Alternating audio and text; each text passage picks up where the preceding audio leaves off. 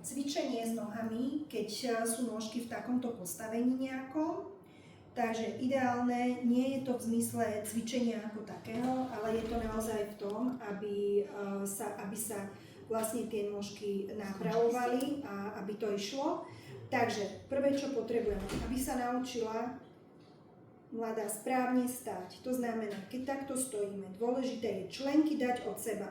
Hej, podstata nie je urobiť takéto, najprv môžeme urobiť, aby sme si to podstata je, aby sme urobili ako keby takéto odtiahnutie členkov od seba. To znamená, najprv si dáme nohy na vonkajší okraj, zbalíme prsty pekne, ako keby zrolujeme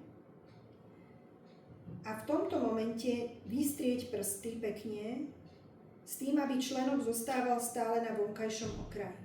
Čiže ako keby som odťahovala členky od seba. Čo je veľmi dôležité, takisto kolena preklapanie dozadu.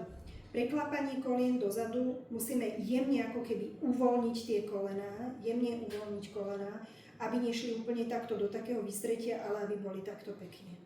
Automaticky sa nám nôžky pekne prsty roztiahnu a palčeky sa dostanú do správneho postavenia. Čiže toto je veľmi dôležité cvičiť pravidelne a vlastne stále sa ako keby ráno si umývam zuby a pri tom umývaní zubov, aby sa vlastne stále nastavovali tie nohy do tohto postavenia.